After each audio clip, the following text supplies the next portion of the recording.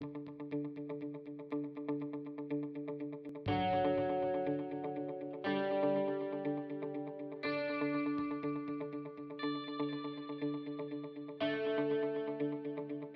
thank you for taking all the effort to unite all of us, and because it is a huge effort for the community. There are two targeted groups that benefit from the project itself, the school children and also SK Salak villages. And finally, it provides some learning experience for our IEEE student members as well. This is the statistics that I wanted to show that Region 10 always play a very, very important role for all this kind of a community, all these activities, as we are the most diversity region. At this moment, believe me, the technology which is very much accustomed, maybe that is appropriate at this moment. So that's why choice of technology is also now very critical, because that technology has to be sustainable.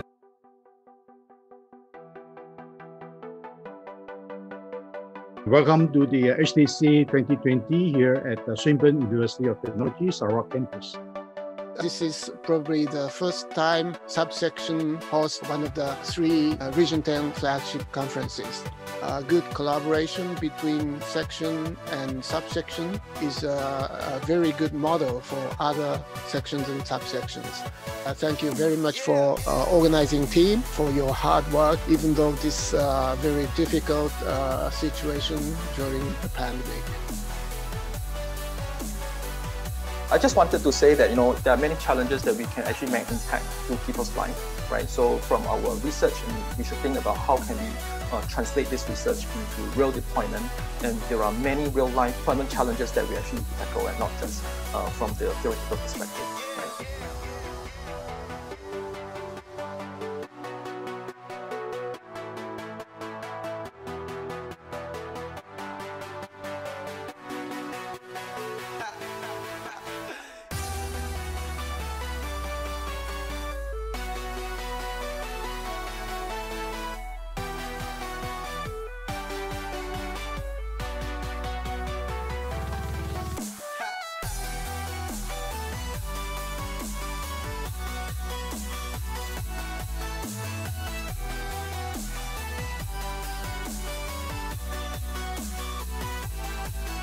I would say if you would like to create work that has an impact, to do something that has an impact, it doesn't have to be done only by yourself. Look around, check out your community, what can you do to help to contribute to your community, and so you can direct results to the right directions.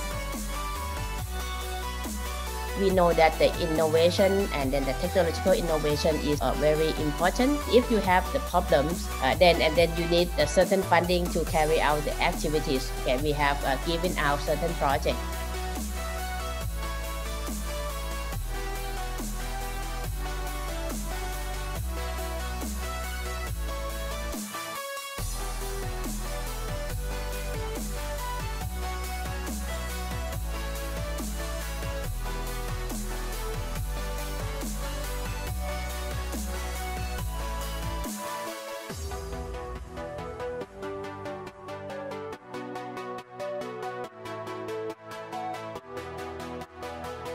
So compared to the traditional Internet of Things, real-time Internet of Things will enable us to have the real-time response.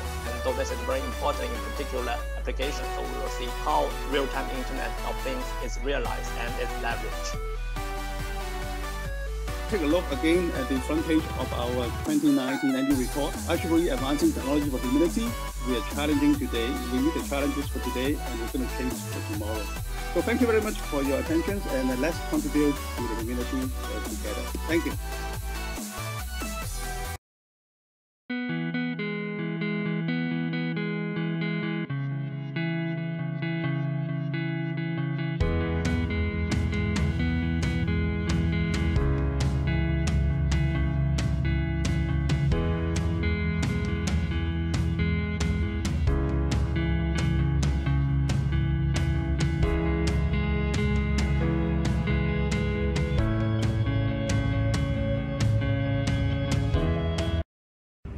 Hi there, and thanks very much for the opportunity to say a few words on behalf of Swinburne Sarawak for the IEEE Region 10 Humanitarian Technology Conference. Swinburne Sarawak was absolutely delighted to be working in partnership with our colleagues to host this virtual event. We would love to have had it face-to-face, of course, but with COVID, like everything else in 2020, we've had to innovate and go virtually. So everyone's probably on a level playing field right now, watching this from their home. So we hope that you've had a really rewarding and stimulating 3 days, and you've sort of left the conference feeling a little bit more informed. From Swinburne Sarawak's perspective, we're great believers in the United Nations 17 Sustainable Development Goals, and this conference is very much aligned with that. And when you look at the challenges facing the planet in the 21st century, by 2050 around about 9 billion people on the planet, and about 6 billion people living in cities, and 3 billion people living in the regional areas. You know, right now we've got I think about 3.5 billion people in cities, so it's another 2.5 billion people into cities. We know how efficient cities are, but also how hungry they are for resources. And that's one of our great challenges. How can we do this in a more sort of sustainable manner by 2050? And conferences like this really start to bring people and bring technology together to innovate and find solutions so that we can actually all perform better in this world. And I think the whole part of the humanitarian engineering and humanitarian technology is a beautiful alignment with those UN 17 Sustainable Goals. So look, I hope you've had a really stimulating 3 days. I'd really like to thank all the conference organisers for all the work that has gone into preparing the conference, to all the speakers, to our sponsors, and of course to all our participants and all our people who have written papers for the conference. We hope that you've moved away knowing more in the areas, it's stimulated some ideas, and you've actually broadened your network as well through that. So great work, good luck with your future endeavours, and again, thanks very much from Swinburne Sarawak. Bye for now.